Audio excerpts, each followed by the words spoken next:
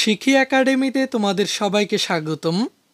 এই ভিডিওতে এখন আমরা ষষ্ঠ শ্রেণীর বাংলা বইয়ের অর্থবোঝে বাক্য লিখি অধ্যায়টি থেকে নমুনা ৮-এর কাজগুলো নিয়ে আলোচনা করব।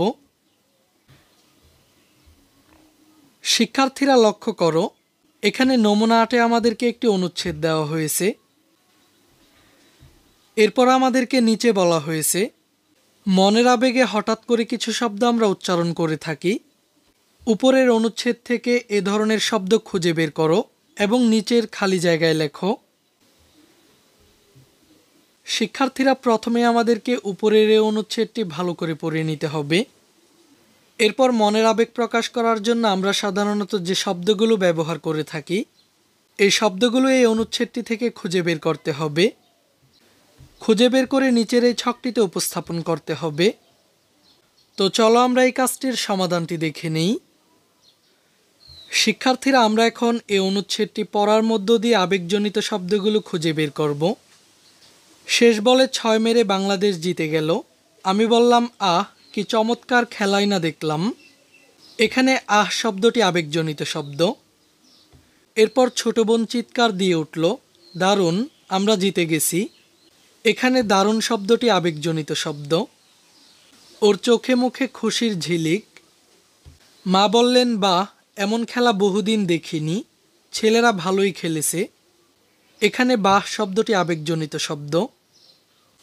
এরপর বাবা বললেন, সাবাস, এই না হলে বাঘের বাচ্চা। এখানে সাবাস শব্দটি আবেগজনিত শব্দ। আহা, যারা হেরে গেল ওদের মনে অনেক কষ্ট, তাই না? ছোট বোন একটা ফোড়ন কাটল। এখানে আহা শব্দটি আবেগজনিত শব্দ।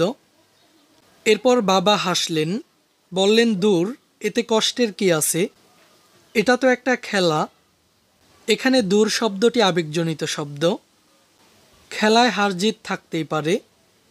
এরপর মা জানালা দিয়ে বাইরে তাকিয়ে বললেন, আরে, এর মধ্যেই দেখি বিজয় মিছিল শুরু হয়ে গেছে। এখানে আরে শব্দটি আবেগজনিত শব্দ।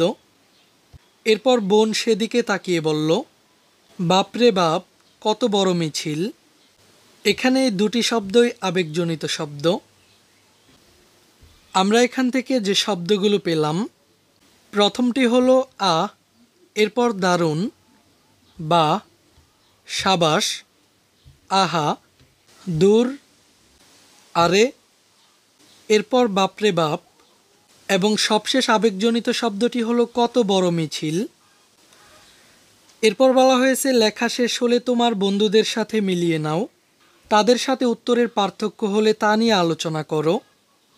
শিক্ষার্থীরা, তোমরা এই শব্দগুলো তোমাদের বন্ধুদের সাথে মিলিয়ে নিবে, আর তাদের সাথে তোমার উত্তরের পার্থক্য থাকলে তা নিয়ে আলোচনা করবে। এই ক্লাসে এই পর্যন্তই। পরবর্তী ক্লাসে আমরা নমুনা ৮-এর বাকি কাজগুলোর সমাধান দেখব। শিক্ষার্থীরা, এই ক্লাসটি তোমাদের কাছে কেমন লেগেছে তা আমাকে কমেন্ট করে জানিয়ে দাও।